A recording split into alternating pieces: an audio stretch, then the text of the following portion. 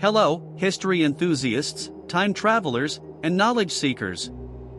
Welcome to another journey back in time here on Backdrop History. Introduction. World War II, spanning from 1939 to 1945, was the deadliest and most extensive global conflict in history. This comprehensive account aims to delve into the causes, events, and aftermath of this transformative period in human history. By examining the political, economic, and social factors that led to the war, exploring the key events that unfolded across various theaters, and analyzing the profound consequences that shaped the post-war world, we gain a deeper understanding of the complex nature of World War II. Chapter 1: Treaty of Versailles and the Seeds of Resentment.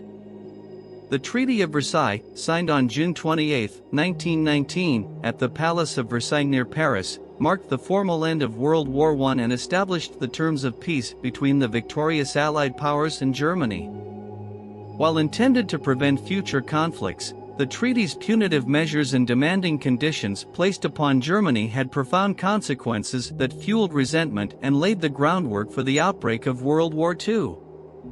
The harsh provisions of the Treaty of Versailles were primarily driven by a desire for retribution and a belief that Germany should bear the full responsibility for the war.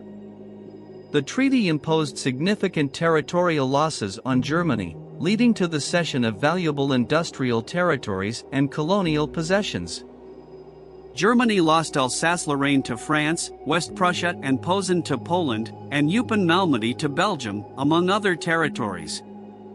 These territorial losses not only diminished Germany's physical borders but also had severe economic and psychological impacts on the German population.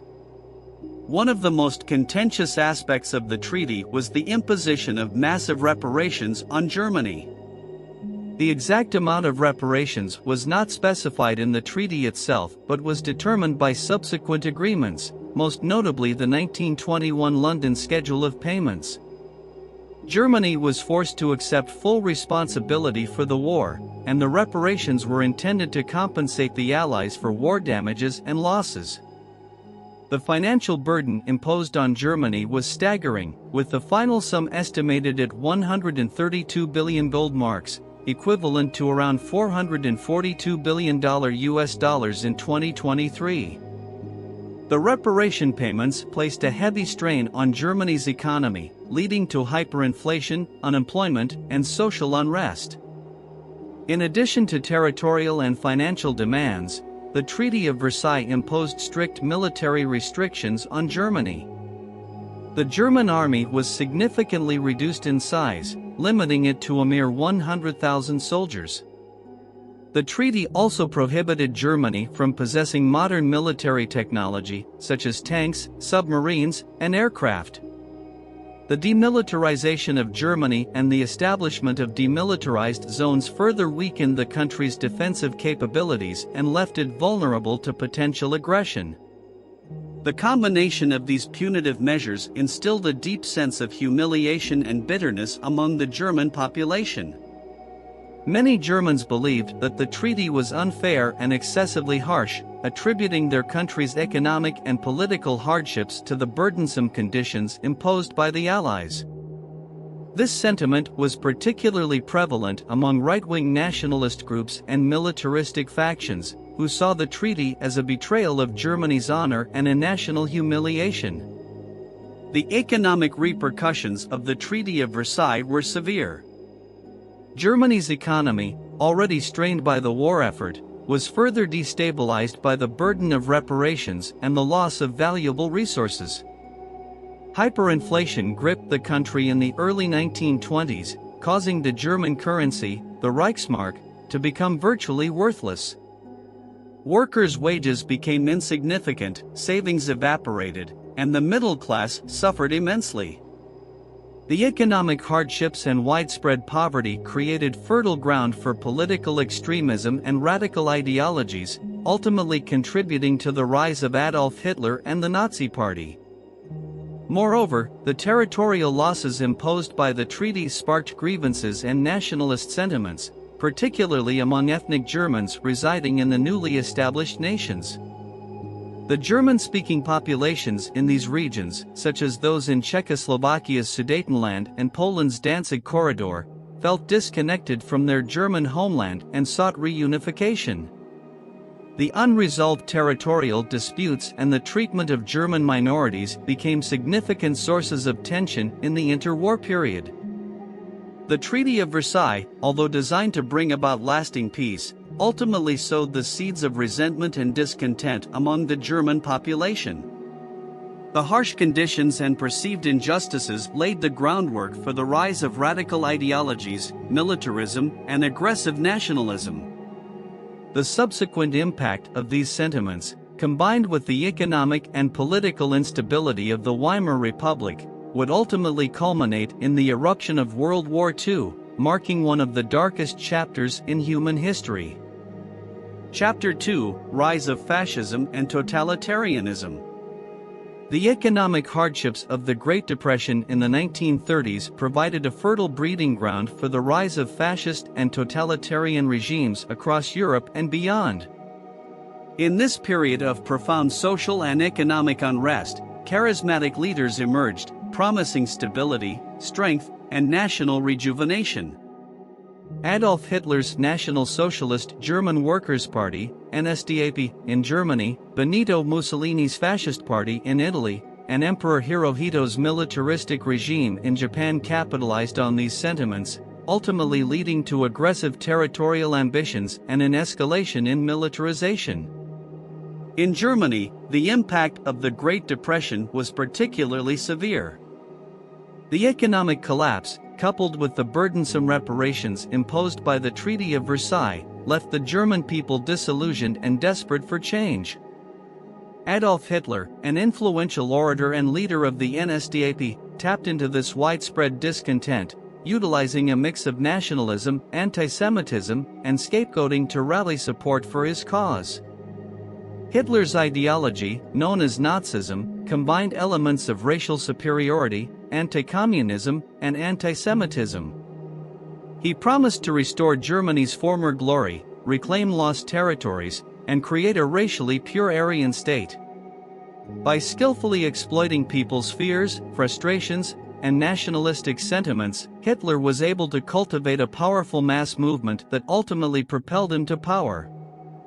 Upon assuming control, Hitler wasted no time in consolidating his authority and implementing his vision.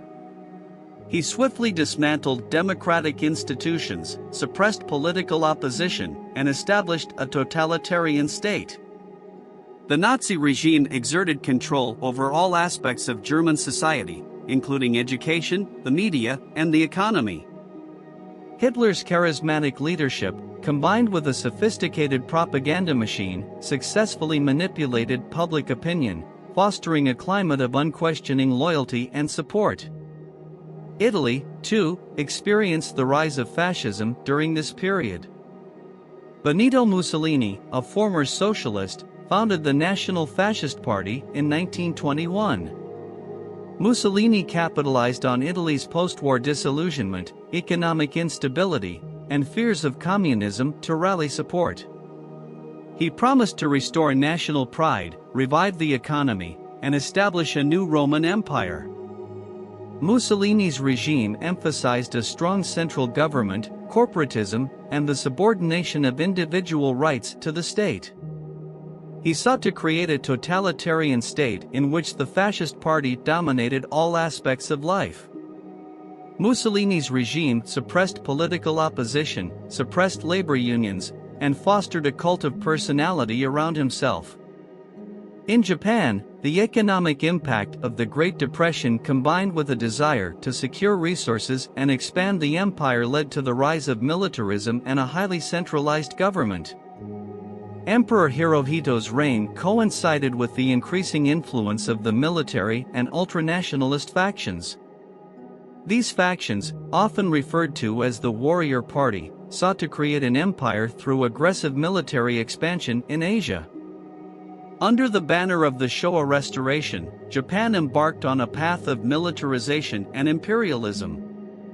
The military, in particular, held significant sway over the government, leading to an erosion of democratic institutions. The invasion of Manchuria in 1931 and subsequent military campaigns in China further entrenched Japan's imperial ambitions. The rise of fascism and totalitarianism in Europe and Japan during the 1930s was facilitated by a combination of factors. The economic hardships caused by the Great Depression created an environment of social and political unrest, fostering a climate of desperation and discontent. Simultaneously, the appeal of strong leaders promising stability and national rejuvenation resonated with the disillusioned masses. These fascist and totalitarian regimes, although distinct in their ideologies and methods, shared common elements such as the centralization of power, the suppression of political opposition, and the promotion of nationalism. They sought to consolidate power, often at the expense of individual liberties and democratic institutions. The aggressive territorial ambitions and increased militarization pursued by these regimes ultimately led to the outbreak of World War II. The expansionist policies of Nazi Germany, Fascist Italy, and militarist Japan ignited conflicts that engulfed the globe, resulting in immense human suffering and loss of life. Chapter 3: Appeasement and Failure of Diplomacy. The policy of appeasement pursued by Western powers in the face of aggressive actions by totalitarian regimes during the 1930s stands as a critical chapter in the history of diplomacy and international relations. The Munich Agreement of 1938, which allowed Nazi Germany to annex Czechoslovakia, and the failure to effectively address Japan's expansionist policies in China exemplified the appeasement efforts that ultimately proved ineffective in preventing the outbreak of war. Appeasement can be understood as a policy of making concessions and compromises in the hope of avoiding conflict or satisfying the demands of an aggressor. It was rooted in a desire to maintain peace, rebuild economies devastated by the Great Depression, and avoid the horrors of another devastating war. However, appeasement was also driven by a mix of short-sightedness, naivety, and a lack of understanding of the true nature of the totalitarian regimes. The Munich Agreement, signed on September 30, 1938, by Germany, France, Britain, and Italy, allowed Nazi Germany to annex the Sudetenland, a region of Czechoslovakia with a significant ethnic German population. The agreement was a clear example of appeasement, as the Western powers, led by British Prime Minister Neville Chamberlain, sought to appease Hitler's expansionist ambitions in the hope of avoiding war. The agreement effectively sacrificed Czechoslovakia's territorial integrity and disregarded the principle of self-determination. The decision was made without the consent of the Czechoslovak government, which was not represented at the negotiations. The appeasement of Hitler's demands was justified by the belief that satisfying his territorial claims would satiate his appetite for further aggression and maintain peace in Europe. However, the Munich Agreement proved to be a hollow attempt at appeasement. Rather than being satisfied, Hitler saw the agreement as a sign of Western weakness and an opportunity to further his expansionist aims. The subsequent occupation of the rest of Czechoslovakia in March 1939 demonstrated the failure of appeasement in deterring Hitler's ambitions and preventing war. The failure of diplomacy was not limited to Europe but also extended to the escalating tensions in the Pacific. Japan, under Emperor Hirohito's militaristic regime, pursued an aggressive policy of expansion in China and Southeast Asia. Despite Japan's invasion of Manchuria in 1931 and subsequent military campaigns in China, the Western powers failed to effectively address Japanese aggression through diplomatic means. Efforts to negotiate and resolve the conflict with Japan proved futile. The League of Nations, established in the aftermath of World War I to promote collective security and international cooperation, was unable to take decisive action against Japan's violation of international norms. Diplomatic negotiations, such as the 1939 Hull Note, which aimed to reconcile differences between the United States and Japan, failed to prevent the escalation of hostilities. The failure of diplomacy in addressing Japan's expansionist policies ultimately led to the devastating attack on Pearl Harbor on December 7, 1941, drawing the United States into World War II. The failure to effectively confront Japanese aggression exemplified the limitations of appeasement and the dangers of failing to address aggression early on. The policy of appeasement and the failure of diplomacy during the 1930s highlighted the crucial need for a firm and principled approach to international relations. The misguided belief that concessions and compromises would appease aggressors and maintain peace was proven wrong.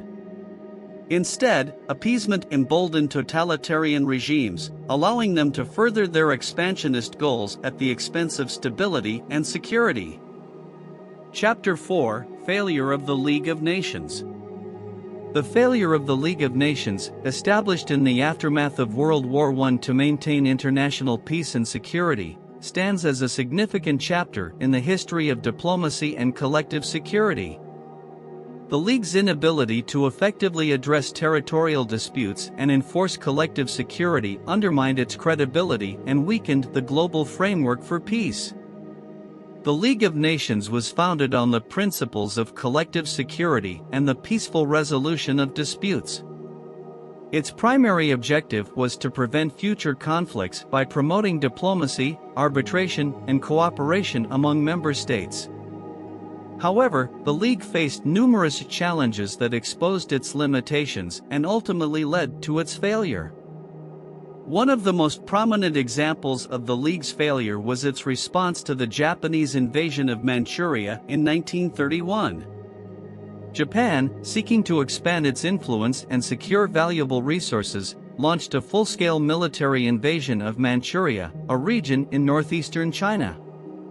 The invasion violated international law and threatened the stability of the region. Despite condemnations and calls for the withdrawal of Japanese forces, the League was unable to take effective action to halt the aggression. Its response was hindered by a lack of unity among member states, as well as a reluctance to confront a major world power. The League's attempts to negotiate a peaceful settlement and enforce sanctions were ultimately unsuccessful, and Japan withdrew from the League in 1933. The League's failure to address the Italian invasion of Ethiopia in 1935 further underscored its ineffectiveness. Italian dictator Benito Mussolini sought to expand Italy's colonial empire by invading Ethiopia, a sovereign nation. The League condemned the aggression and imposed economic sanctions on Italy. However, these measures proved inadequate in deterring Italian aggression, and Mussolini's forces successfully conquered Ethiopia. The League's inability to enforce collective security and prevent acts of aggression highlighted its structural weaknesses and the limitations of its decision-making process. The League relied heavily on consensus and unanimous decision-making, making it vulnerable to the veto power of major powers and individual national interests. Disagreements among member states, coupled with a lack of collective military force, undermined the League's ability to take decisive action.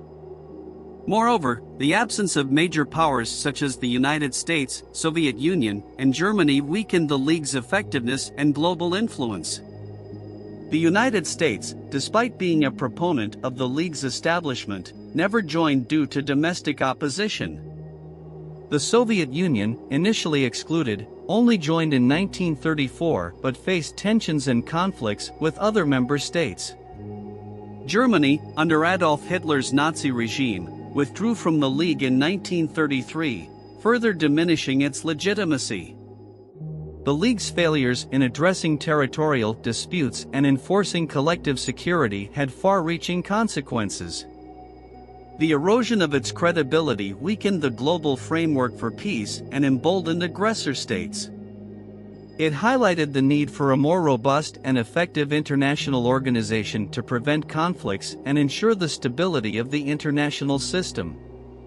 The failure of the League of Nations paved the way for the establishment of its successor, the United Nations, in 1945.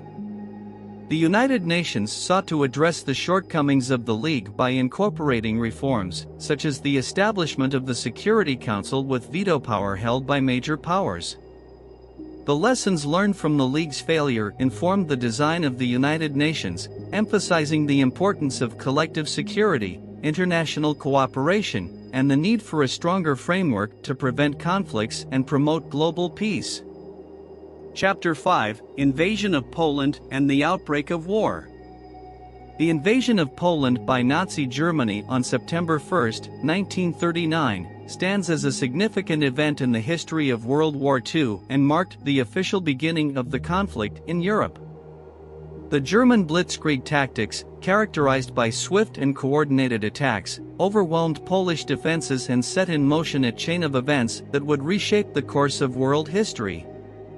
The invasion of Poland was the culmination of Adolf Hitler's expansionist ambitions, driven by a combination of territorial claims, ethnic nationalism, and a desire for Lebensraum, living space, for the German people. Hitler's Nazi regime sought to establish a dominant position in Europe and fulfill its vision of a racially pure Aryan empire. Poland, with its large ethnic German population and strategic location, became a target for German aggression. On the morning of September 1, 1939, German forces launched a coordinated attack on Poland from multiple directions. The German army, equipped with advanced military technology and employing rapid maneuverability, quickly overwhelmed the Polish defenses. The use of blitzkrieg tactics, characterized by fast-moving armored units supported by air power, proved devastatingly effective. Polish resistance, although valiant, was ultimately unable to withstand the German onslaught. Polish cities and military installations were bombed and attacked from the air, while ground forces rapidly advanced through Polish territory. The speed and efficiency of the German advance shocked the world and marked a new era in warfare. In response to Germany's aggression, Britain and France, who had entered into defensive pacts with Poland, declared war on Germany on September 3, 1939. This marked the official involvement of major European powers in what would become a global conflict. However, their ability to effectively aid Poland was limited, and their initial military actions were limited in scope. The invasion of Poland and the subsequent declaration of war by Britain and France highlighted the failure of diplomatic efforts and the inability of the international community to prevent German aggression. The policy of appeasement, pursued by Western powers in the face of German demands and territorial ambitions, had failed to deter Hitler's ambitions and prevent the outbreak of war. The invasion of Poland had profound consequences for the Polish people and set the stage for the broader conflict. The Polish army, outmatched and outgunned, fought valiantly but was ultimately defeated. Poland was divided between Germany and the Soviet Union, as outlined in the secret protocols of the Molotov-Ribbentrop Pact signed between the two aggressor nations prior to the invasion. The occupation of Poland resulted in widespread human suffering and atrocities committed by both German and Soviet forces. The Polish people faced repression, forced labor, mass executions, and the horrors of concentration camps. The invasion of Poland, with its disregard for international law and human rights, set a precedent for the brutalities that would be unleashed throughout the war. The invasion of Poland and the subsequent global conflict that ensued had far-reaching consequences. It drew other nations into the conflict, as Germany's territorial ambitions and aggressive actions threatened the stability of Europe and the principles of collective security. The invasion of Poland also demonstrated the effectiveness of blitzkrieg tactics and set the stage for Germany's further military conquests in Europe. Chapter 6: Battle of Britain and the Blitz. The Battle of Britain, fought from July to October 1940, was a pivotal conflict in World War II, as Adolf Hitler aimed to establish air superiority over Britain in preparation for a potential invasion. The battle, primarily fought in the skies between the British Royal Air Force (RAF) and the German Luftwaffe proved to be a critical turning point in the war and significantly impacted the morale and strategic dynamics of both sides.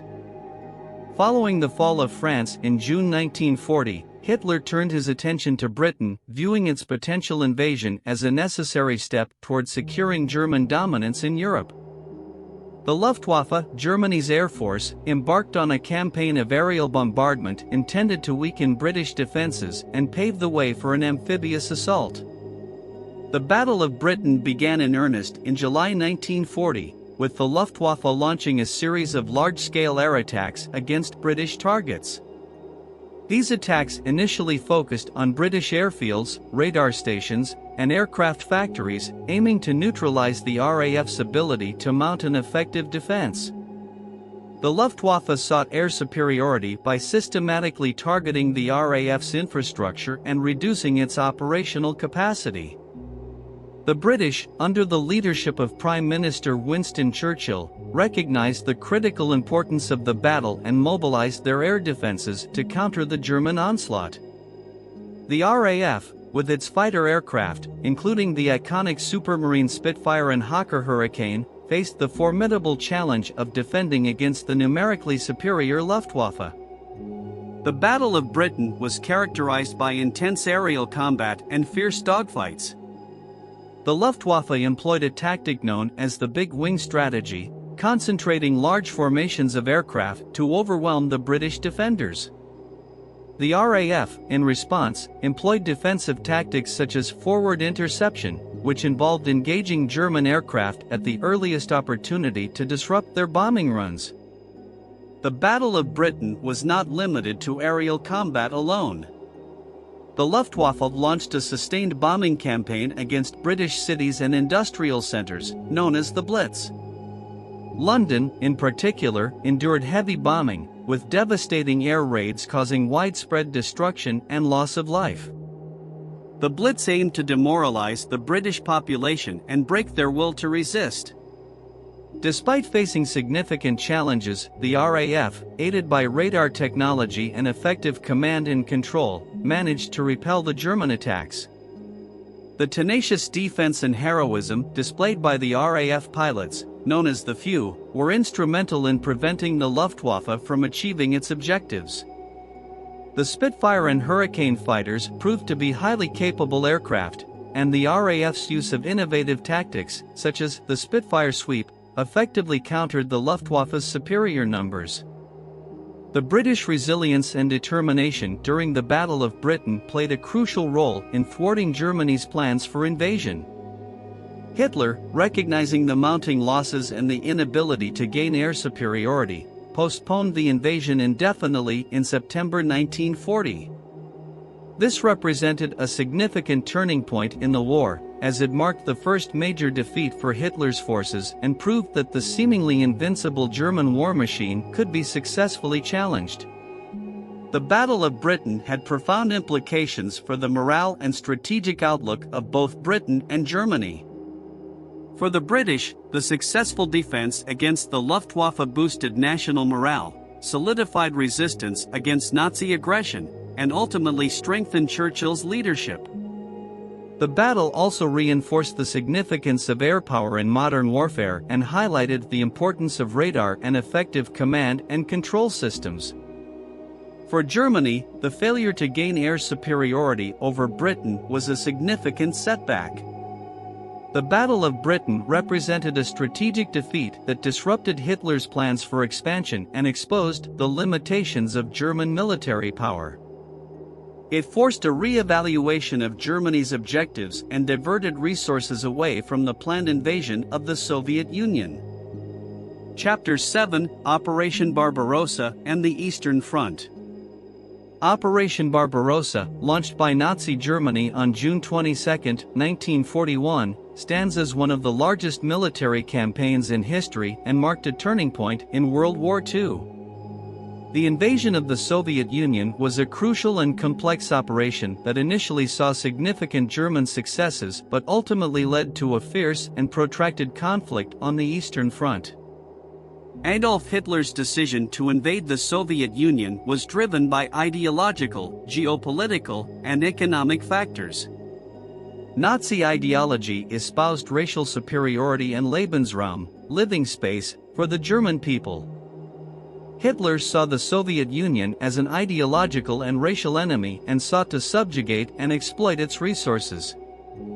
Additionally, controlling the vast territories of the Soviet Union would give Germany access to valuable resources and strategic advantages in the global war. Operation Barbarossa was meticulously planned and involved 3 German army groups, comprising over 3 million soldiers and thousands of tanks, aircraft, and artillery pieces. The initial phase of the invasion was marked by lightning-fast advances as German forces swiftly overwhelmed Soviet defenses and pushed deep into Soviet territory.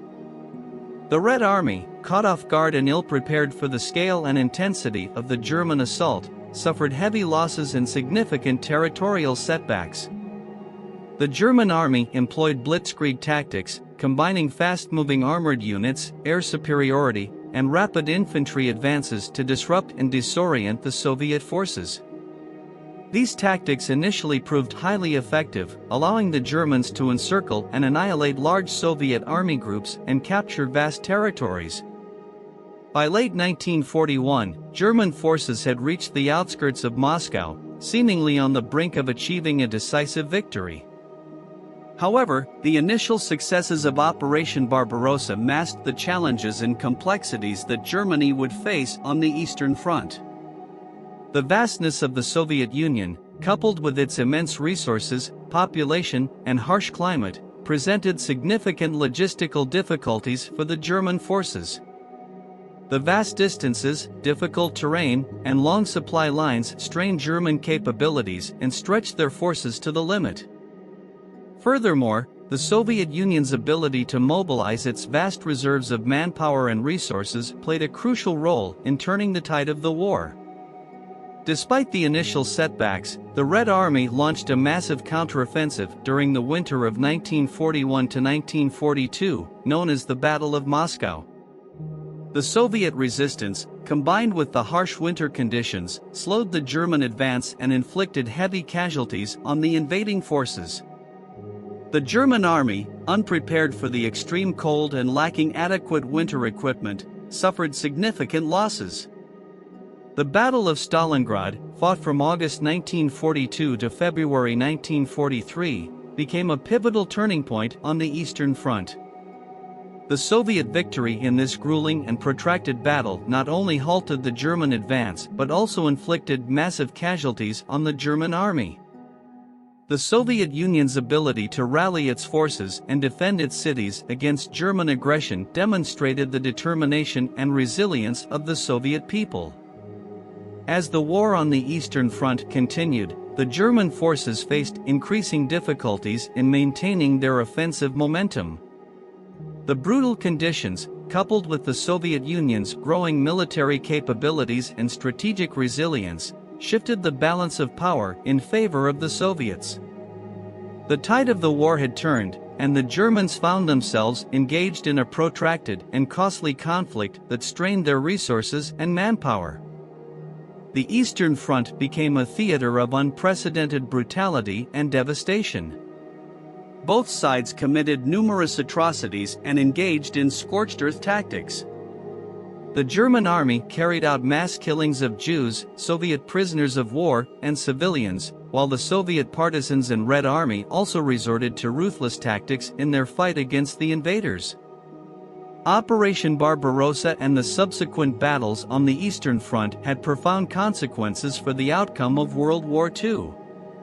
The ferocity and scale of the conflict on the Eastern Front diverted significant German military resources and inflicted heavy casualties. The Soviet Union's ability to repel the invasion and launch counteroffensives ultimately pushed the German forces back and set the stage for the Soviet advance into Eastern Europe and ultimately Berlin. The war on the Eastern Front exacted an immense human toll, with millions of soldiers and civilians losing their lives. The Soviet Union suffered the largest losses, both in terms of military and civilian casualties. The conflict also highlighted the indomitable spirit and resilience of the Soviet people, who withstood immense hardship and made significant sacrifices to defend their homeland. Chapter 8: D-Day and the Allied Invasion of Normandy.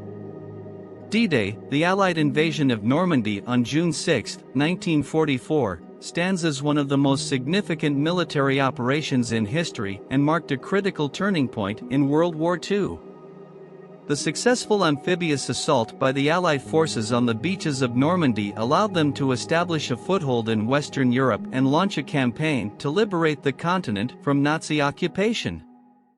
The planning and execution of D-Day were the culmination of extensive preparations, intelligence gathering, and coordination among the Allied powers. The operation was codenamed Operation Overlord and involved the combined efforts of American, British, Canadian, and other Allied forces. The invasion of Normandy aimed to establish a beachhead in France, break through German defenses, and open a new front in Western Europe.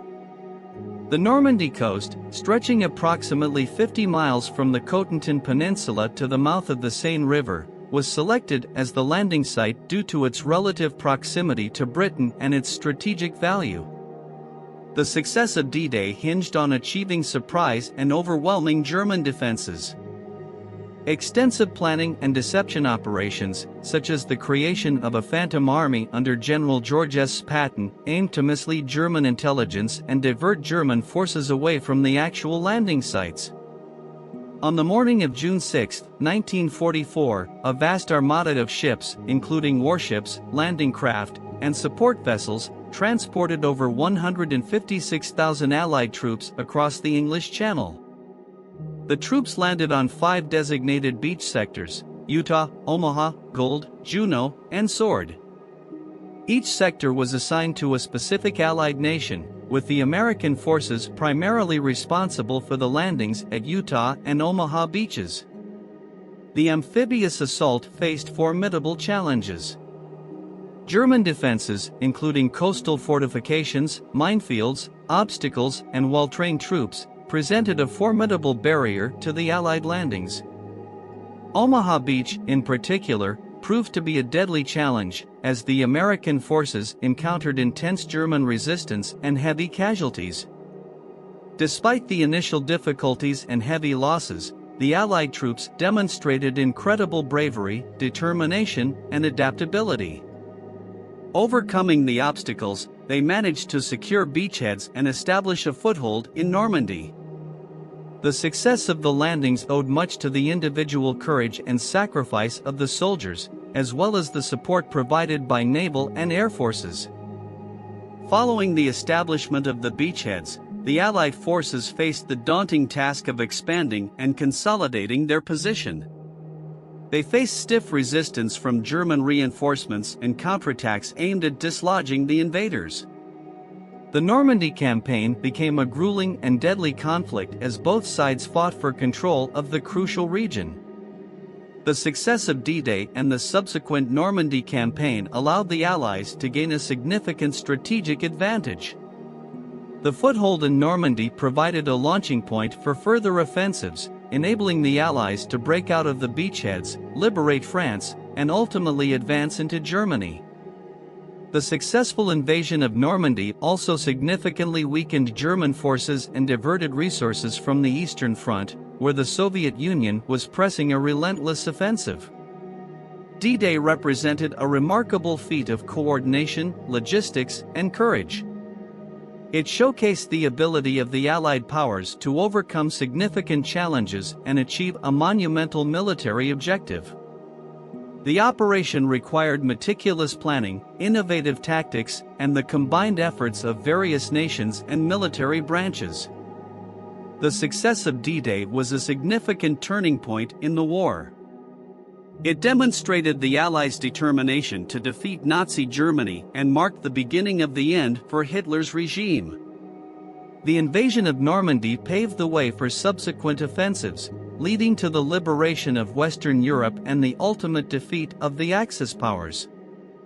The legacy of D-Day endures as a symbol of courage, sacrifice, and the triumph of democracy over tyranny. The bravery displayed by the Allied troops on the beaches of Normandy serves as a reminder of the human cost of war and the extraordinary efforts required to secure freedom and ensure a more peaceful world. Chapter 9: Battle of Stalingrad and the Soviet Counteroffensive. The Battle of Stalingrad, waged between August 23, 1942, and February 2, 1943, was a crucial turning point in World War II and a pivotal conflict on the Eastern Front. The Soviet Union's victory in Stalingrad halted the German advance and marked the beginning of a series of Soviet counteroffensives that pushed the Germans back, ultimately leading to the downfall of the Nazi regime. Adolf Hitler's decision to capture Stalingrad, a key industrial city on the banks of the Volga River, was motivated by both strategic and ideological considerations. Stalingrad held great symbolic value for both the Soviet Union and Germany, and its capture would have severed vital supply lines to the Soviet Union's southern regions, undermining Soviet war efforts. The German offensive on Stalingrad began in August 1942, with the aim of quickly capturing the city and surrounding Soviet forces. The German Sixth Army, commanded by General Friedrich Paulus, spearheaded the attack. The initial stages of the battle witnessed intense urban warfare as German forces fought street by street against Soviet defenders. However, the urban environment of Stalingrad favored the defending Soviet forces, led by General Vasily Chukov. The city's ruins provided ample cover and opportunities for close-quarters combat, negating some of the advantages of the German armored forces. The Soviet defenders, motivated by a fierce determination to protect their homeland and the ideological significance of the city, fiercely resisted the German onslaught. As the battle progressed, the fighting escalated into a grueling and brutal struggle for control of the city. Both sides suffered heavy losses, and the battle became a microcosm of the broader war on the Eastern Front. The Germans managed to capture much of the city but faced stubborn Soviet resistance in key strongholds, such as the strategic Mamayev Kurgan Hill. The turning point of the battle came in November 1942, as the Soviets launched a massive counteroffensive. The Red Army, under the command of General Georgy Zhukov, encircled the German Sixth Army and cut off their supply lines. The encirclement, known as the Stalingrad Cauldron, trapped over 250,000 German soldiers and marked a significant shift in the momentum of the battle. Inside the pocket, German forces faced dire conditions. They suffered from severe shortages of food, ammunition, and medical supplies, while being subjected to relentless Soviet artillery and air bombardments. Despite Hitler's orders to fight to the last man, the German forces were gradually worn down and surrendered or perished. The surrender of the German Sixth Army on February 2, 1943, marked a resounding victory for the Soviet Union and a severe blow to Germany's military capabilities. It was the first major defeat suffered by the German army, significantly undermining German morale and the myth of German invincibility. The Battle of Stalingrad became a symbol of Soviet resilience, determination, and the ability to withstand and ultimately defeat the Nazi war machine. The victory at Stalingrad had profound implications for the course of the war. It halted the German advance and forced a strategic reassessment by Hitler. The defeat at Stalingrad also marked a turning point in the strategic balance on the Eastern Front, as the Soviet Union embarked on a series of successful counteroffensives that pushed the German forces back and ultimately led to the liberation of Soviet territory and the advance into Eastern Europe. The Battle of Stalingrad had an immense human cost. Both sides suffered heavy casualties, with estimates of over 2 million military and civilian deaths. The city of Stalingrad itself was almost completely destroyed, reduced to rubble in the aftermath of the intense fighting. The Soviet victory in Stalingrad showcased the importance of industrial and human resources, effective command and control, and the ability to mobilize a nation's entire population in the pursuit of victory.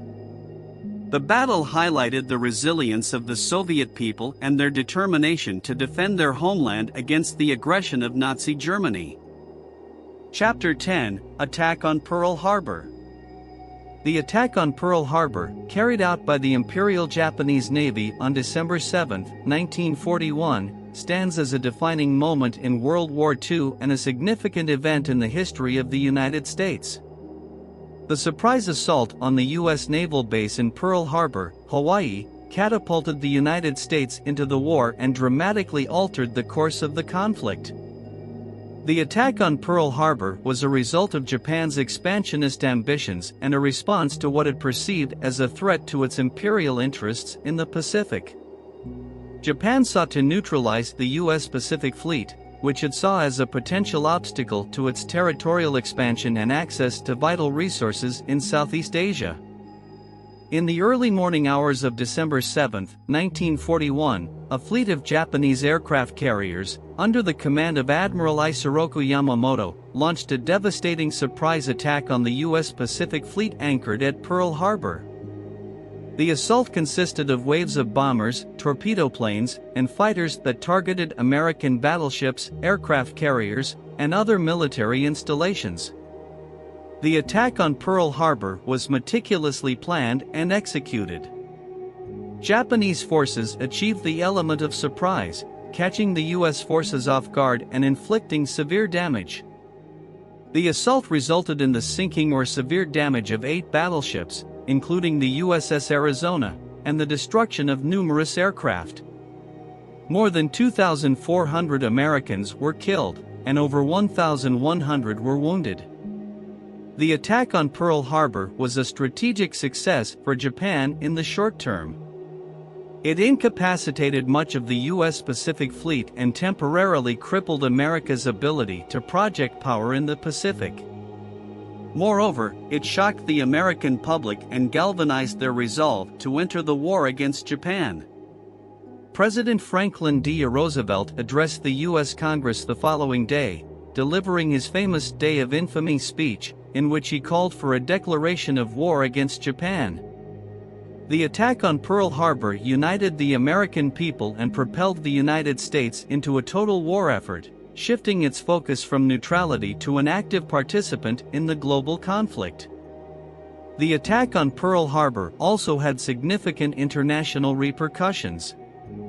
It led to the formal declaration of war by the United States against Japan, as well as subsequent declarations of war against Japan by the United Kingdom, Australia, Canada, and other allied nations. The attack solidified the formation of the Allied powers and marked a turning point in the global struggle against the Axis powers. In the aftermath of the attack, the United States embarked on a massive military mobilization and an industrial expansion unprecedented in its history. The devastating assault on Pearl Harbor galvanized American industry, society, and military capabilities, leading to a sustained and determined effort to defeat Japan and its allies. Ultimately, the attack on Pearl Harbor would prove to be a strategic miscalculation by Japan. It drew the full might of the United States into the war, unleashing a formidable military force and industrial capacity that would contribute significantly to the ultimate defeat of the Axis powers. The attack on Pearl Harbor marked a turning point in the war, as the United States emerged as a global superpower and a key player in the defeat of the Axis forces. Chapter 11: Battle of Midway. The Battle of Midway, fought from June 4 to June 7, 1942, was a monumental naval engagement between the United States and Imperial Japan during World War II. The battle took place near the Midway Atoll, a small group of islands in the Pacific Ocean. The U.S. victory in this crucial battle not only inflicted severe losses on the Japanese fleet but also marked a significant turning point in the Pacific theater of the war. After their successful attack on Pearl Harbor in December 1941, the Japanese aimed to consolidate their gains in the Pacific and further weaken American naval capabilities. The Midway Atoll, located approximately 1,300 miles northwest of Hawaii, held strategic importance for both sides as a potential base for offensive operations. The Japanese planned to lure the U.S. Pacific Fleet into a decisive battle and cripple their remaining aircraft carriers. The carrier force, led by Vice Admiral Chuchi Nagumo, consisted of 4 carriers, including the Akagi, Kaga, Soryu, and Hiryu. In addition to the carriers, the Japanese fleet also comprised battleships, cruisers, destroyers, and support vessels. Unbeknownst to the Japanese, however, the United States had intercepted and deciphered a significant portion of their naval communications, enabling them to anticipate the planned attack on Midway. This intelligence advantage would prove crucial in determining the outcome of the battle. Under the command of Admiral Chester W. Nimitz, the U.S. Pacific Fleet, though outnumbered, prepared a formidable defense centered around 3 aircraft carriers, the USS Enterprise, USS Hornet, and USS Yorktown. These carriers formed the backbone of American naval power in the Pacific and played a crucial role in the battle. The battle commenced on June 4, 1942, as the Japanese carriers launched a massive airstrike against Midway Atoll. However, due to the U.S. intelligence advantage, American carrier aircraft were ready and waiting for the attack. The ensuing aerial combats saw intense dogfights and bombing runs as both sides inflicted significant damage on each other's carriers and supporting vessels.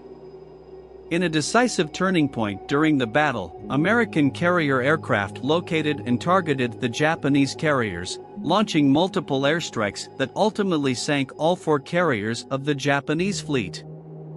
The loss of their carriers, including the Akagi, Kaga, Soryu, and Hiryu, dealt a severe blow to the Japanese Navy and irreparably weakened their carrier-based air power. The Battle of Midway was not limited to carrier engagements alone. Naval surface forces engaged in fierce battles, and land-based aircraft from Midway Atoll also played a significant role.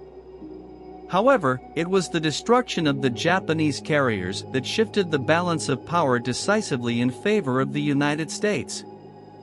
The U.S. victory at Midway had profound strategic implications. It not only thwarted Japan's immediate objective of capturing Midway and further expanding its control in the Pacific, but also curtailed its ability to launch offensive operations against the United States. The loss of their carriers, along with the trained aircrews, proved a severe setback for the Japanese, leading to a significant shift in the naval balance of power in the Pacific. The Battle of Midway marked a turning point in the Pacific theater of World War II. It demonstrated the resilience and determination of the United States, and its success in deciphering Japanese codes gave the Americans a critical intelligence advantage. The victory at Midway halted Japanese expansion and provided the United States with a strategic opportunity to go on the offensive in the Pacific. The Battle of Midway also highlighted the significance of naval aviation and carrier-based operations in modern warfare. It demonstrated the pivotal role that carriers played in projecting power and controlling the vast expanses of the Pacific Ocean. The battle reaffirmed the aircraft carrier's position as the primary capital ship in naval warfare and its importance in shaping the outcome of major conflicts. Chapter 12: Island Hopping Campaign. The Allied island hopping campaign, conducted throughout the Pacific theater of World War II, was a strategic approach employed by the United States and its allies to gradually advance towards Japan by capturing strategically significant islands. This campaign involved a series of amphibious assaults on key targets, establishing air bases and naval staging points that brought the fight closer to the Japanese homeland. Battles such as Guadalcanal, Iwo Jima, and Okinawa became iconic symbols of the ferocity and importance of the island hopping strategy. The island hopping campaign was born out of a need to neutralize Japanese strongholds and disrupt their lines of communication, while minimizing casualties and conserving resources. Rather than engaging in direct, costly assaults on heavily fortified Japanese-held islands, the Allies aimed to bypass these strongholds and target islands that offered more favorable conditions for staging subsequent attacks. The campaign began in earnest with the capture of Guadalcanal in the Solomon Islands in August 1942. Guadalcanal was strategically located and possessed an airfield under construction by the Japanese. The battle for control of the island, marked by intense land, sea, and air engagements, lasted for 6 months and became a grueling test of endurance for both sides. The successful capture of Guadalcanal marked the first significant Allied offensive victory in the Pacific and demonstrated the feasibility of the island-hopping strategy. Following Guadalcanal, the Allies continued to seize key islands along the Pacific theater, progressively moving closer to Japan.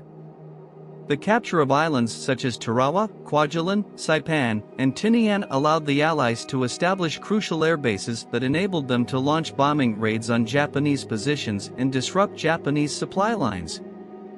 These victories not only provided bases for further advances but also served as important stepping stones for the ultimate objective of reaching the Japanese mainland. The battle for Iwo Jima, fought from February to March 1945, exemplified the intensity and significance of the island-hopping campaign.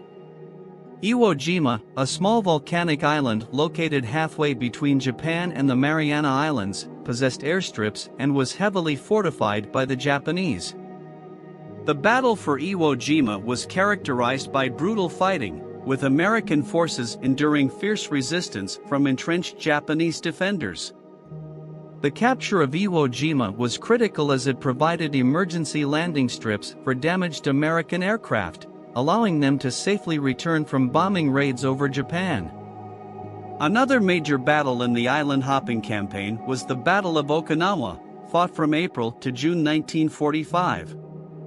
Okinawa, the largest island in the Ryukyu Islands chain, was heavily defended by Japanese forces and offered a stepping stone for a potential invasion of mainland Japan.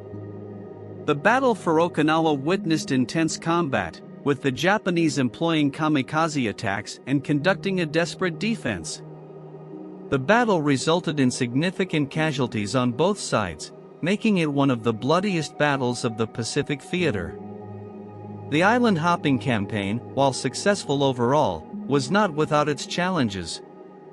The Japanese defenders on many of the targeted islands were tenacious, well-entrenched, and prepared to fight to the last man. The terrain, climate, and dense jungle environments of some islands posed additional difficulties for the Allied forces. Moreover, the Japanese employed guerrilla tactics, making the capture and pacification of these islands arduous and time-consuming.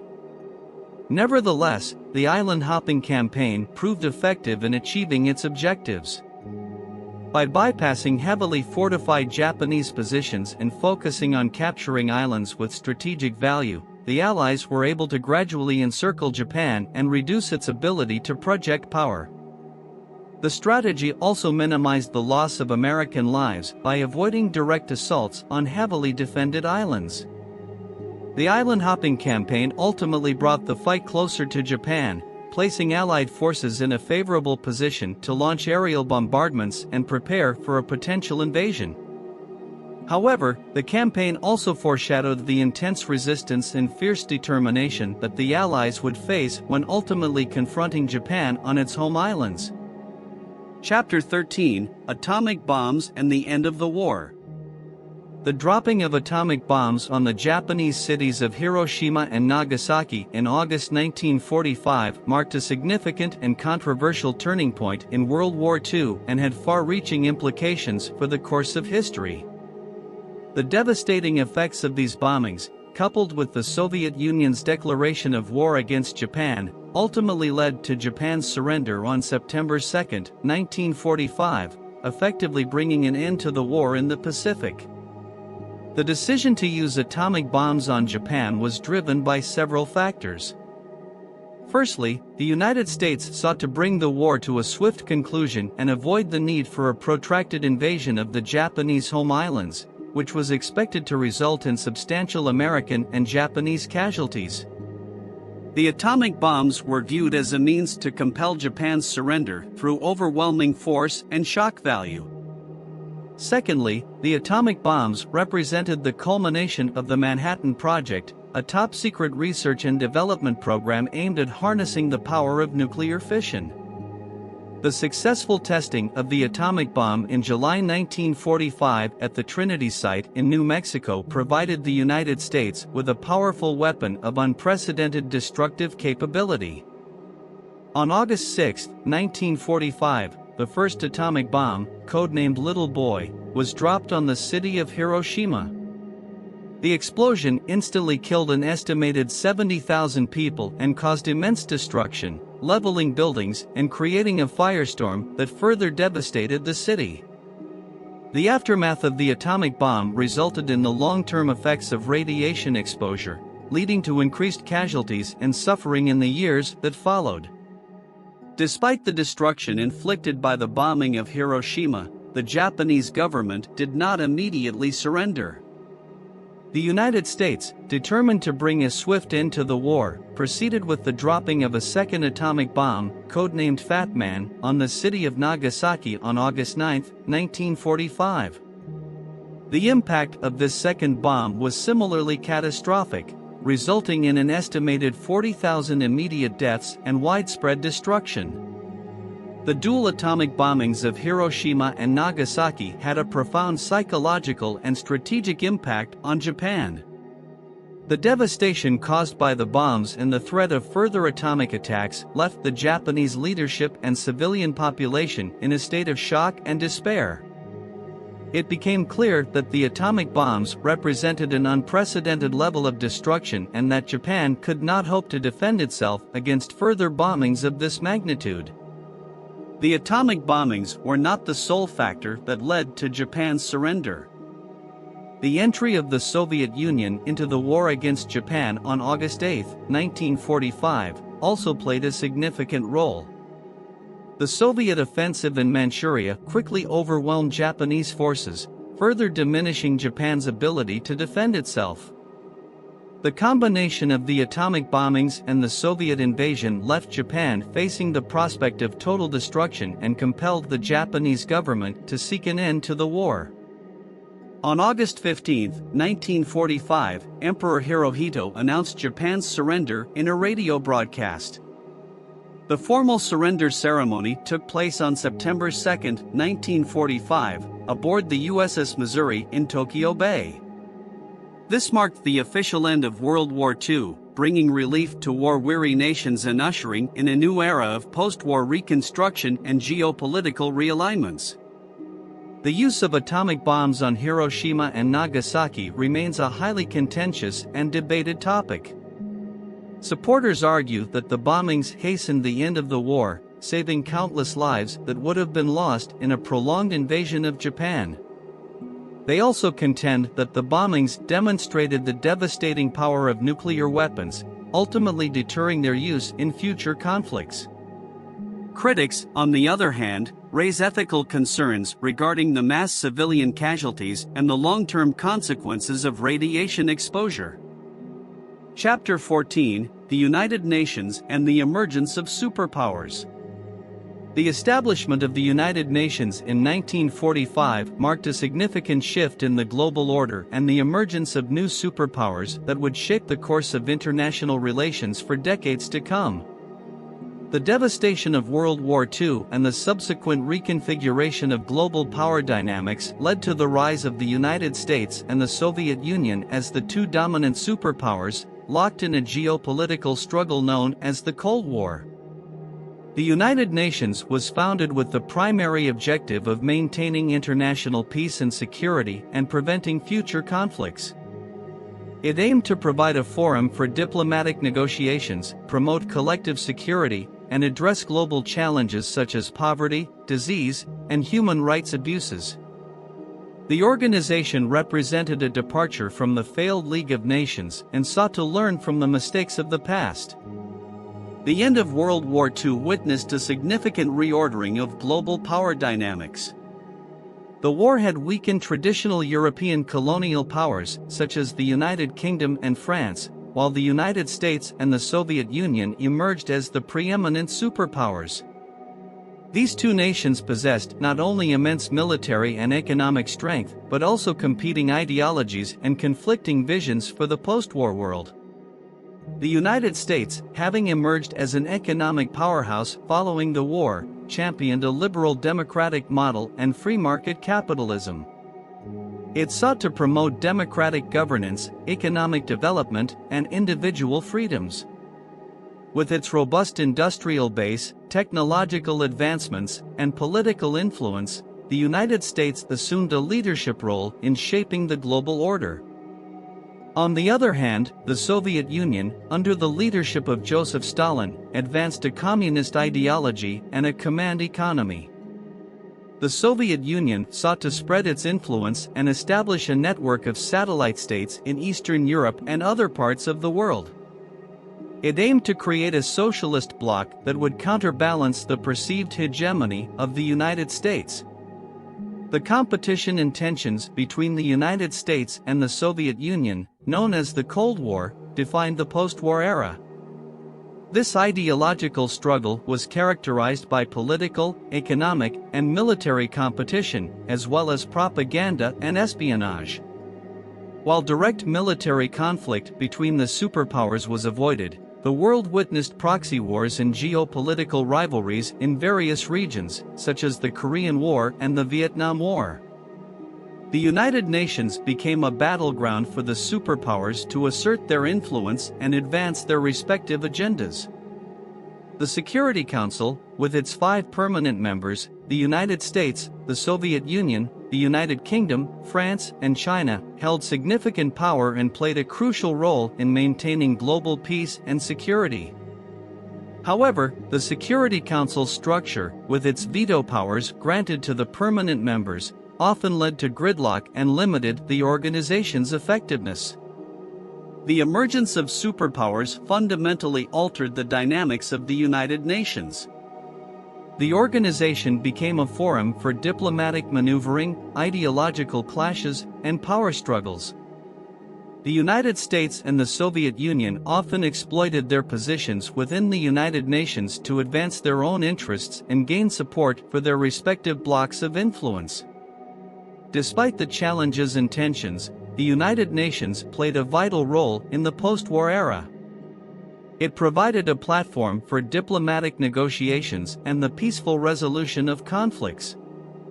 The United Nations agencies, such as UNICEF, UNESCO, and the World Health Organization, worked to address global challenges and promote social and economic development.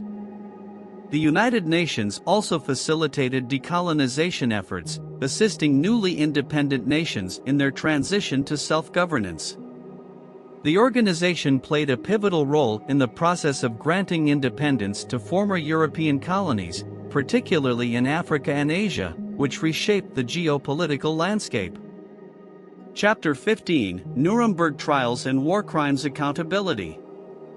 The Nuremberg Trials, held between 1945 and 1946, were a series of military tribunals that aimed to hold accountable high-ranking Nazi officials for their roles in war crimes, crimes against humanity, and genocide committed during World War II. The trials took place in Nuremberg, Germany, and marked a watershed moment in the history of international law, establishing the principle of individual accountability for acts committed during times of war. The Nuremberg trials were unprecedented in their scope and ambition. They sought to provide a legal framework for prosecuting those responsible for the atrocities committed by the Nazi regime, including the Holocaust, the systematic persecution of various groups, and aggressive warfare. The trials represented a departure from traditional notions of victor's justice, as they aimed to ensure a fair and impartial process for determining guilt and assigning appropriate punishments. The trials were conducted by an international military tribunal composed of judges from the United States, the Soviet Union, Great Britain, and France. The defendants included top-ranking Nazi officials, military leaders, and key figures in the Nazi Party, such as Hermann Göring, Rudolf Hess, and Albert Speer. The charges against them encompassed crimes against peace, war crimes, and crimes against humanity. The legal basis for the Nuremberg trials was established through the London Agreement of 1945, which defined the jurisdiction, procedures, and principles that would guide the tribunals.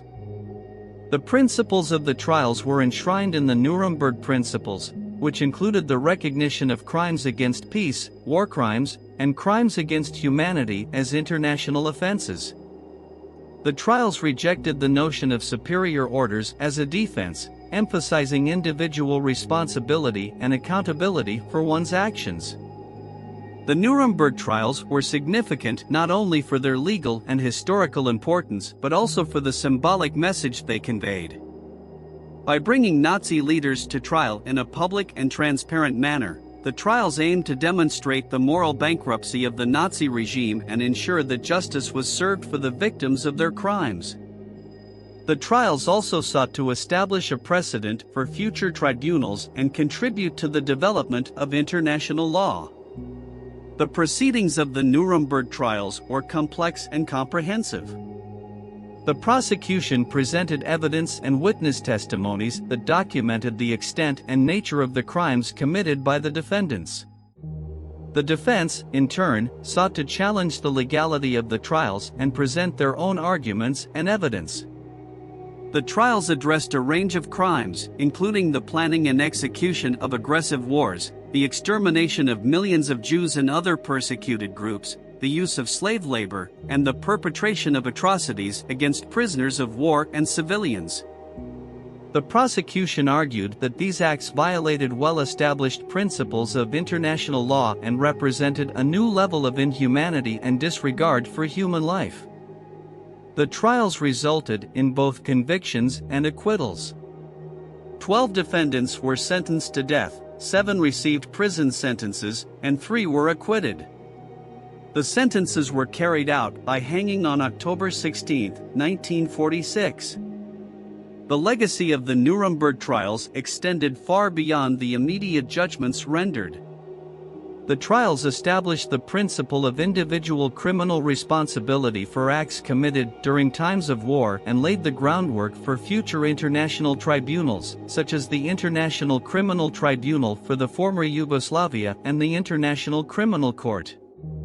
They also contributed to the development of international humanitarian law and the recognition of crimes against humanity as universal crimes that warrant international attention and prosecution. The Nuremberg trials served as a stark reminder that even in times of war, there are moral and legal boundaries that must not be crossed.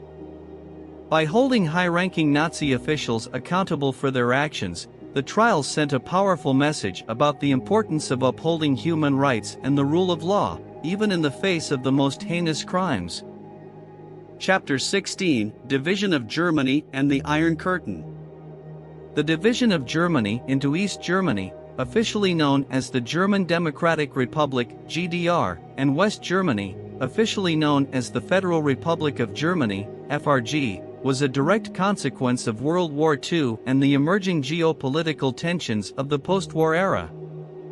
The division mirrored the broader partition of Europe into two opposing blocs, symbolized by the Iron Curtain, which separated the democratic Western nations from the communist Eastern Bloc. Following Germany's unconditional surrender in 1945, the victorious Allied powers, including the United States, the Soviet Union, Great Britain, and France, assumed joint occupation and administration of the defeated country. However, disagreements soon arose among the Allies regarding the future governance and reconstruction of Germany. The Soviet Union, under the leadership of Joseph Stalin, sought to maintain a sphere of influence in Eastern Europe and establish satellite states with communist governments. In Germany, the Soviet Union initially supported the idea of a unified, neutral country. However, as tensions between the Soviet Union and the Western Allies escalated, differing ideologies and geopolitical considerations ultimately led to the division of Germany. In 1949, the Federal Republic of Germany, commonly referred to as West Germany, was established from the zones occupied by the United States, Great Britain, and France. West Germany embraced a democratic system, aligned itself with the Western Bloc, and pursued a market-oriented capitalist economy. It quickly emerged as a prosperous and influential nation, benefiting from generous aid programs such as the Marshall Plan. On the other hand, the German Democratic Republic, commonly known as East Germany, was established in 1949 from the Soviet occupation zone. East Germany adopted a socialist system and became part of the Eastern Bloc, tightly controlled by the Soviet Union. The communist government implemented collectivization of agriculture, nationalization of industry, and strict state control over society and the economy. The division of Germany was not only a political and ideological separation but also resulted in physical barriers and restrictions on movement. The construction of the Berlin Wall in 1961, which encircled West Berlin and physically divided the city, became the most enduring symbol of the division between East and West. The Iron Curtain, a term coined by British Prime Minister Winston Churchill, described the ideological and physical divide that separated the democratic Western nations from the communist Eastern Bloc. The Iron Curtain extended across Eastern Europe, effectively isolating the Soviet-controlled states from the Western democracies. This division was marked by ideological differences, restricted travel and communication, and the threat of military confrontation. The division of Germany and the emergence of the Iron Curtain had profound consequences for the German people and for Europe as a whole.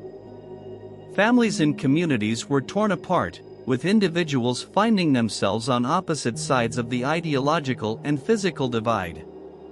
The economic, social, and cultural disparities between East and West Germany became increasingly pronounced over time. In West Germany, the country experienced a period of rapid economic recovery and growth, known as the economic miracle or Wirtschaftswunder. The introduction of market-oriented policies, investment in infrastructure, and the commitment to democratic principles helped West Germany become one of the world's leading economies. In contrast, East Germany faced economic challenges, as state control and centralized planning stifled innovation and entrepreneurship. The regime in East Germany also imposed strict political control, limited personal freedoms, and suppressed dissent, leading to social and political tensions. The division of Germany and the Iron Curtain were part of a broader Cold War struggle between the United States and the Soviet Union. The two superpowers engaged in a global competition for influence, with Europe serving as a major theater of confrontation. The division of Germany and the emergence of the Iron Curtain solidified the division of Europe into two opposing blocs, with the Western democracies forming NATO, North Atlantic Treaty Organization, and the Eastern Bloc countries aligning with the Warsaw Pact. It was not until the late 1980s and early 1990s that the division began to unravel. The winds of change brought about by glasnost and perestroika in the Soviet Union, combined with popular uprisings and demands for political reform in Eastern Europe, led to the fall of the Berlin Wall in 1989. The reunification of Germany followed in 1990, marking the end of the division that had lasted for more than 4 decades. Chapter 17: Decolonization and Nationalism. The aftermath of World War II witnessed a profound transformation in the global political landscape, with the weakening of colonial powers and the rise of movements for independence across Asia and Africa. The war served as a catalyst, exposing the inherent contradiction between the fight against fascism and the continued existence of colonialism. This contradiction fueled the flames of nationalism and heightened demands for self-determination among colonized peoples. World War II had a significant impact on the colonial powers, particularly those that had suffered extensive damage and incurred heavy casualties. The war weakened their economic and military capacities, eroding the aura of invincibility that had previously bolstered their colonial rule. Nations such as Britain, France, the Netherlands, and Belgium, which had previously controlled vast colonial territories, were forced to redirect their attention and resources toward post-war reconstruction. The war also had a profound ideological impact. The Allied powers, particularly the United States and the Soviet Union, espoused principles of self-determination and democracy as they fought against the authoritarian regimes of Nazi Germany, Fascist Italy, and Imperial Japan. The contradiction between these principles and the continued existence of colonialism became increasingly apparent, leading to a growing awareness and criticism of imperial rule. Colonized peoples, who had played a significant role in the war effort as soldiers, laborers, and resistance fighters, began to question the legitimacy of colonial rule. They had experienced the ravages of war and had witnessed the struggle for freedom and self-determination fought on the global stage. The war had exposed the hypocrisy of colonial powers preaching about the virtues of liberty and democracy while denying these very principles to their colonial subjects. The emergence of nationalist movements across Asia and Africa reflected the growing aspirations for independence and self-rule. These movements were fueled by a combination of factors, including the experiences of war, the rise of anti-colonial sentiment, the dissemination of ideas of self-determination, and the growing awareness of political and social injustices perpetuated under colonial rule. In Asia, countries such as India, Indonesia, and Vietnam saw the rise of influential nationalist leaders like Mahatma Gandhi, Sukarno, and Ho Chi Minh, respectively. These leaders mobilized their people, advocating for independence and challenging the legitimacy of colonial rule. The experiences of war had not only galvanized their determination but also created fertile ground for political mobilization and mass movements. In Africa, nationalist movements gained momentum in countries such as Ghana, Kenya, Algeria, and Nigeria. Leaders such as Kwame Nkrumah, Jomo Kenyatta, Ahmed Ben Bella, and Nnamdi Azikiwe emerged as prominent voices advocating for the liberation of their nations from colonial rule. These leaders utilized various strategies, including peaceful protests, political negotiations, and armed resistance, to challenge and undermine the colonial order. The colonial powers were confronted with a choice: to resist the demands for self-determination and maintain their grip on colonial territories through force, or to negotiate and gradually grant independence to their former colonies. Some powers, like Britain, recognized the inevitability of change and adopted a policy of granting independence to their colonies. Others, like France, clung to their colonial possessions for a longer period, leading to protracted and sometimes violent struggles for liberation. The process of decolonization varied across regions and countries. In some cases, independence was achieved through peaceful negotiations and political agreements. In others, armed conflicts and protracted struggles were necessary to secure freedom from colonial rule. The path to independence was often fraught with challenges, including the repressive measures employed by colonial powers, the manipulation of ethnic and religious divisions, and the legacy of economic exploitation and social divisions left by colonialism. The process of decolonization not only resulted in political independence but also posed significant challenges in the realms of economic development, social integration, and nation building. Newly independent nations had to grapple with the task of building functional governments, establishing national institutions, and addressing socio-economic disparities inherited from the colonial era. The legacies of colonialism, including the division of territories and the exploitation of resources, continued to shape the post-colonial realities of these nations. Chapter 18, Conclusion. World War II stands as one of the most significant events in human history, leaving an indelible mark on the global landscape. The causes of the war, ranging from unresolved tensions from World War I to the rise of aggressive totalitarian regimes, highlight the complex web of political, economic, and ideological factors that led to its outbreak. The events that unfolded during the war, from the blitzkrieg tactics of the Germans to the decisive battles in the Pacific and Europe, demonstrated the immense scale of destruction and human suffering that resulted from global conflict. One of the key lessons learned from World War II is the importance of diplomacy and international cooperation in preventing and resolving conflicts. The failures of appeasement, The ineffectiveness of the League of Nations and the rise of aggressive regimes underscored the need for robust and proactive diplomacy in addressing grievances, resolving disputes, and preventing the escalation of tensions. The establishment of the United Nations following the war was a direct response to these failures, with the hope of creating a platform for dialogue, negotiation, and collective security. The consequences of World War II were far-reaching and multifaceted. The most immediate and devastating consequence was the loss of millions of lives, the displacement of populations, and the widespread destruction of cities and infrastructure. The war also led to significant social and cultural changes, as traditional hierarchies and social norms were challenged, and women and marginalized groups played increasingly important roles in society. Economically, World War II had a profound impact, with the war effort driving technological advancements, industrial production, and economic mobilization. The post-war period saw a wave of reconstruction and economic recovery, particularly in countries like the United States, which experienced a period of unprecedented growth and prosperity. In Europe, the war laid the foundation for the process of European integration and the establishment of organizations such as the European Union, aimed at fostering peace and economic cooperation.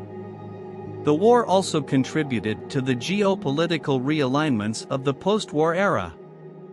The emergence of the United States and the Soviet Union as superpowers, the division of Europe into Eastern and Western blocs, and the onset of the Cold War reshaped the global order and set the stage for decades of tense rivalry and proxy conflicts. The division of Germany and the subsequent construction of the Berlin Wall symbolized the ideological and physical division that defined the era. The legacies of World War II continue to shape our understanding of international relations, human rights, and the pursuit of peace. The recognition of war crimes and the establishment of international tribunals, such as the Nuremberg trials, marked a significant step towards holding individuals accountable for their actions during times of war. The atrocities committed during the Holocaust and other genocides underscored the importance of safeguarding human rights and preventing the recurrence of such horrors. Furthermore, the lessons learned from World War II influenced the development of international institutions, such as the United Nations, which aimed to promote collective security, human rights, and international cooperation. The pursuit of lasting peace and the avoidance of armed conflicts became central pillars of the post-war global order, as nations sought to avoid the mistakes of the past. More information and facts. Part 1: Technological Advancements. Technological advancements played a crucial role in shaping the course of World War II and had far-reaching implications for scientific and technological progress in the post-war era. The war witnessed significant innovations across various fields, from communication and transportation to weapons and warfare. These advancements not only influenced the strategies and tactics employed during the conflict but also had a profound impact on subsequent scientific and technological developments. One of the most notable technological advancements of World War II was the development and implementation of radar systems. Radar, which stands for radio detection and ranging, revolutionized military operations by allowing for the detection of aircraft, ships, and other objects over long distances. The use of radar provided crucial early warning capabilities, enabling defensive measures and improving the effectiveness of aerial and naval combat.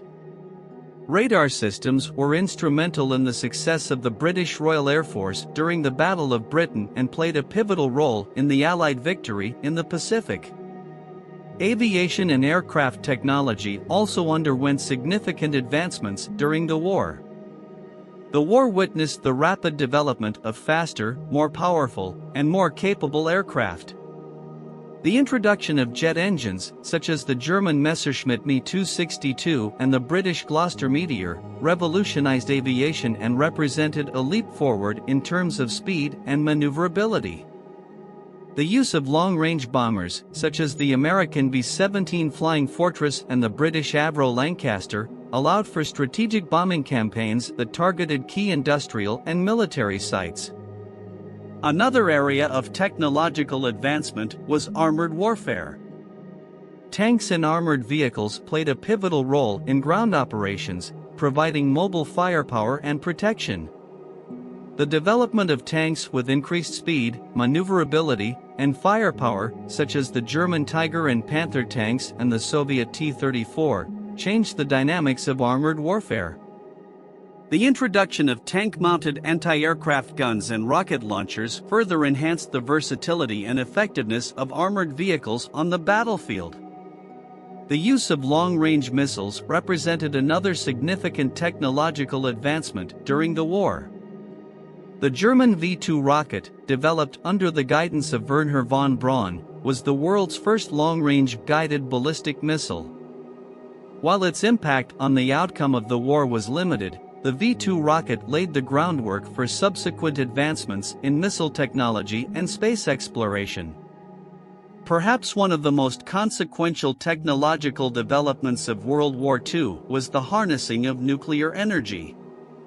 The Manhattan Project, a top-secret research effort led by the United States, resulted in the creation of the world's first atomic bombs. The deployment of atomic weapons on the Japanese cities of Hiroshima and Nagasaki in August 1945 marked the first and only use of nuclear weapons in warfare. The destructive power of these weapons had a profound impact on the conduct of war and introduced a new level of strategic thinking, ultimately influencing the dynamics of the Cold War that followed. The technological advancements of World War II not only influenced the strategies and tactics employed during the war but also had long-lasting effects on post-war scientific and technological progress. The research and development efforts undertaken during the war spurred advancements in various fields, including electronics, materials science, computing, and medicine. Many wartime innovations found applications in peacetime industries, leading to improvements in consumer products, transportation systems, and medical treatments. The post-war period witnessed a surge in scientific research and development, with governments and industries investing heavily in technological innovation. The wartime experience and the urgency to harness technology for military purposes propelled advancements in fields such as aerospace, electronics, telecommunications, and nuclear energy.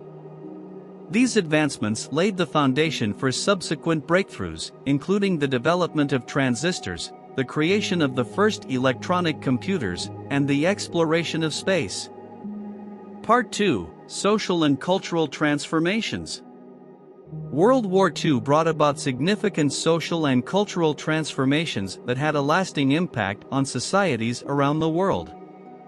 The war disrupted established gender roles, challenged societal norms, and reshaped collective memory, trauma, and narratives surrounding the conflict.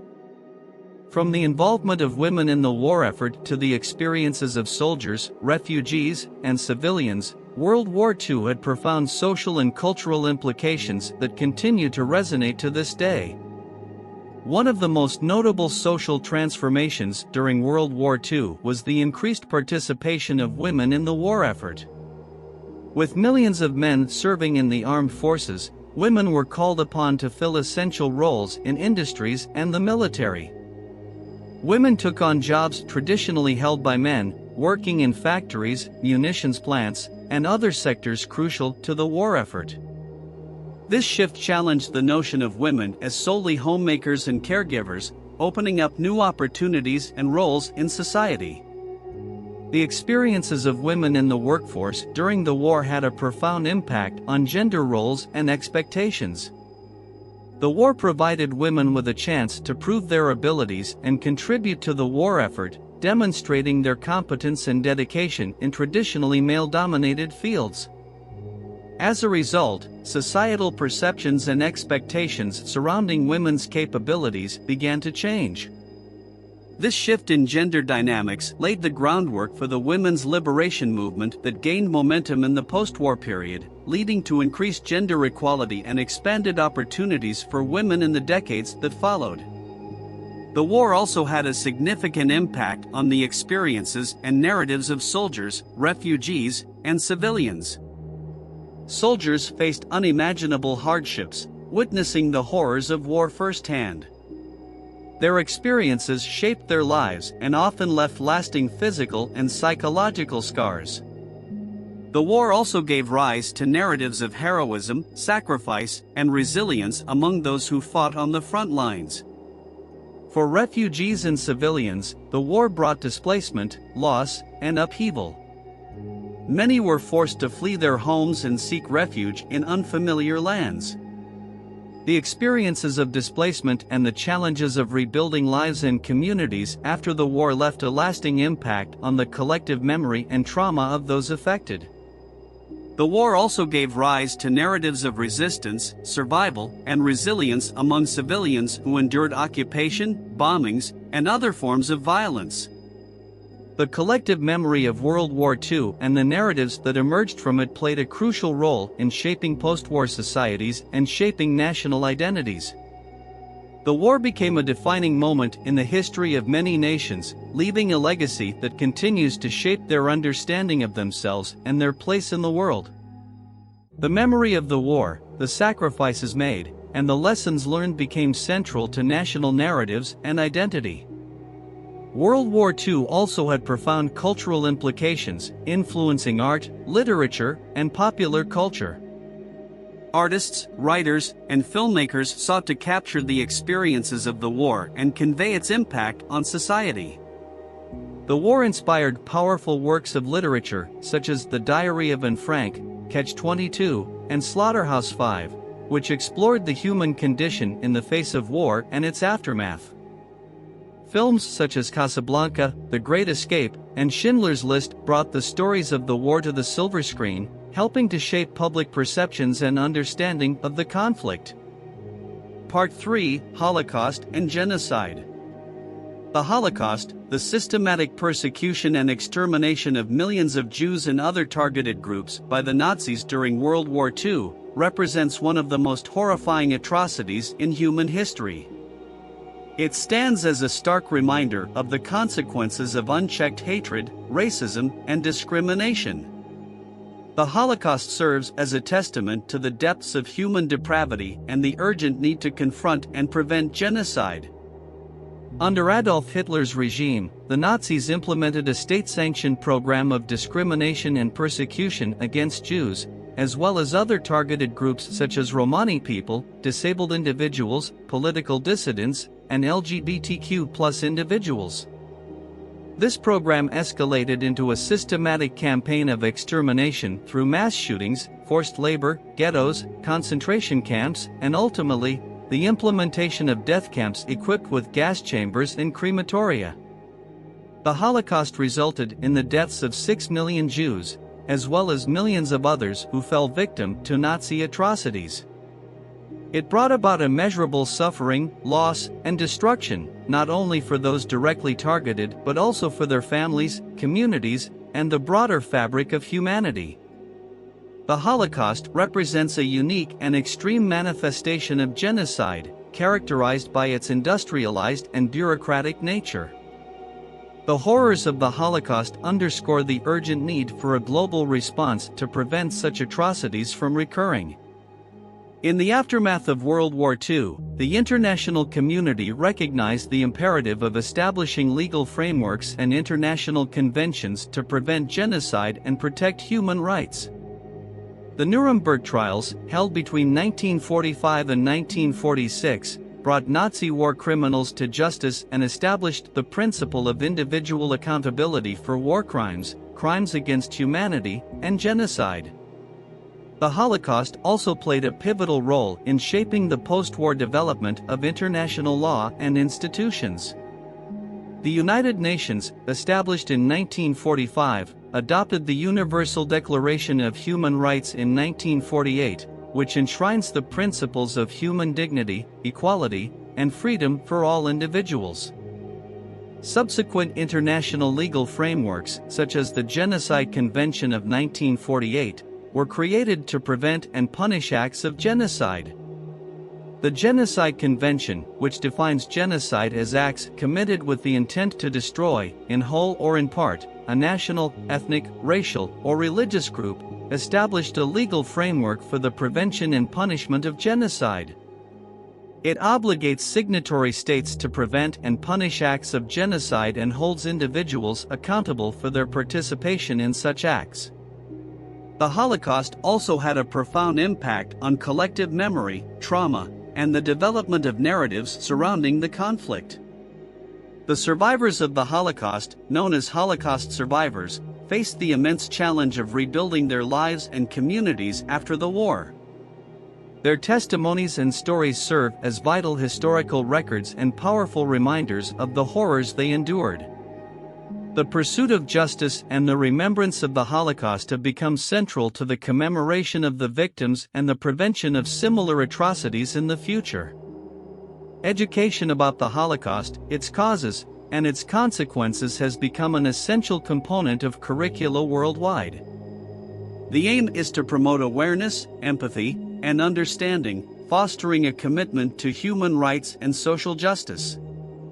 Museums, memorials, and commemorative events dedicated to the Holocaust serve as spaces for reflection, remembrance, and the transmission of collective memory. Part 4: Economic Consequences and Reconstruction. World War II had profound economic consequences for the countries involved, leaving many nations devastated and in urgent need of reconstruction and recovery.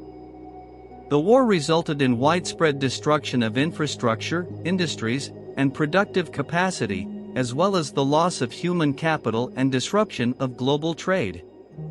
In the aftermath of the war, significant efforts were undertaken to rebuild economies, revive industries, and establish new economic systems, setting the stage for post-war recovery and long-term stability. The economic devastation caused by World War II varied across different regions and countries. Europe, in particular, bore the brunt of the destruction, with cities reduced to rubble, factories destroyed, and agricultural land devastated. The war had a profound impact on the productive capacity of nations, as resources were diverted towards military efforts and civilian production ground to a halt. The urgent task of reconstruction necessitated massive investments in infrastructure, housing, and industry. Governments and international organizations worked tirelessly to clear debris, repair damaged infrastructure, and rebuild cities.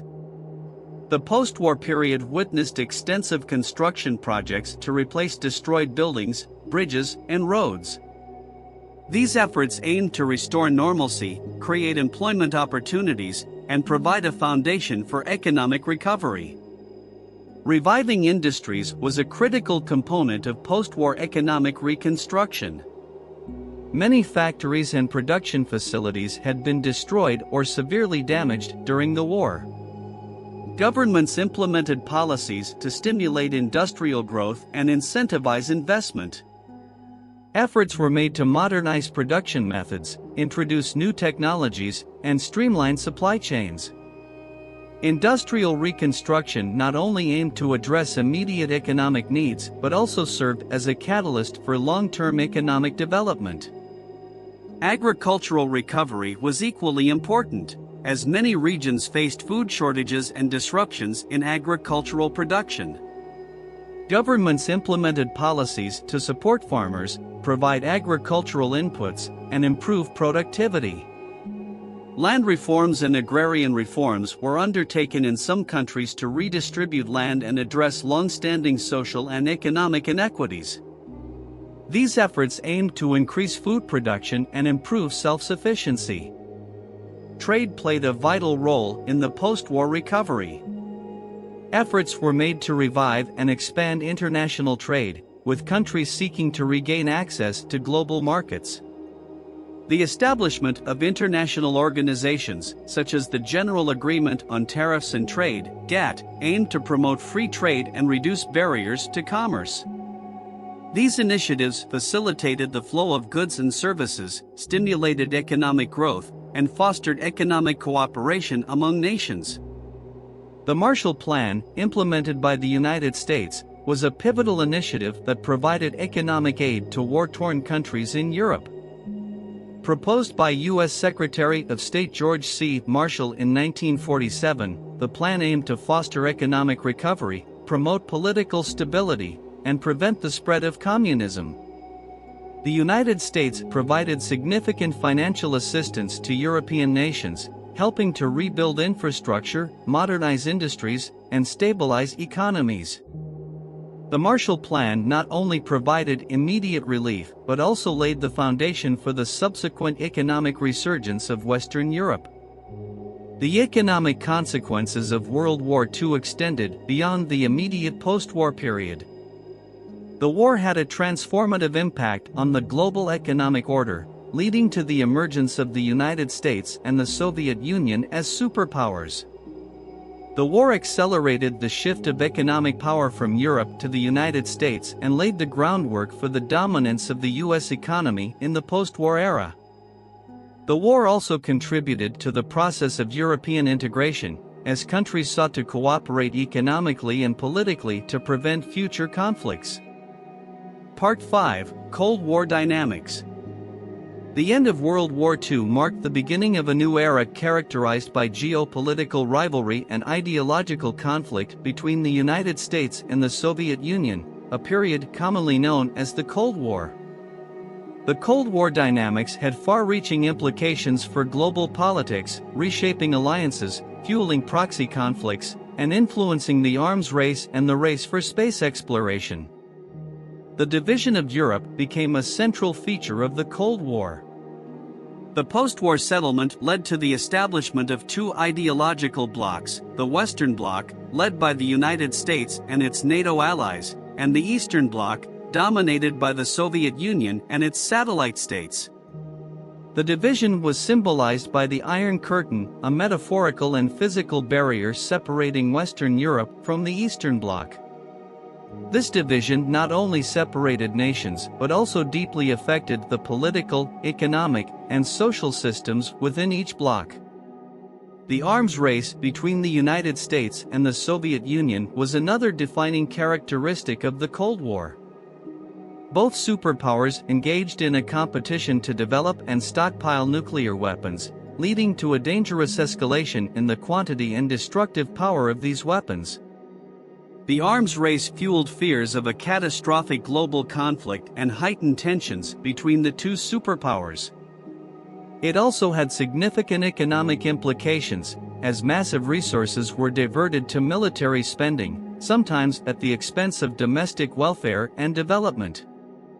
Space exploration became a key arena of competition during the Cold War, as the United States and the Soviet Union sought to demonstrate their technological prowess and ideological superiority.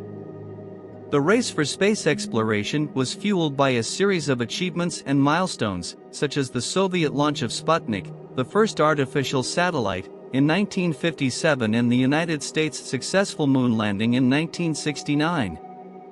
The space race not only showcased technological advancements but also served as a symbolic battleground for the ideological contest between capitalism and communism. Proxy conflicts fought in various regions of the world became significant manifestations of the Cold War dynamics. These conflicts, often characterized as ideological struggles between the United States and the Soviet Union, were fought indirectly by local forces aligned with one of the superpowers. One notable example was the Korean War, 1950 to 1953, which emerged from the division of Korea into North and South following World War II. The conflict pitted communist-backed North Korea against the US-supported South Korea, with each side seeking to expand its influence and ideological reach. Another significant proxy conflict was the Vietnam War, 1955 to 1975, in which communist forces supported by North Vietnam and the Soviet Union fought against US-backed South Vietnam. The Vietnam War became emblematic of the broader Cold War struggle, with the United States attempting to prevent the spread of communism and the Soviet Union and China supporting the communist forces. These proxy conflicts not only caused immense human suffering but also exacerbated tensions between the superpowers and influenced global perceptions of the Cold War. The Cold War dynamics permeated global politics and influenced the strategies and actions of nations around the world.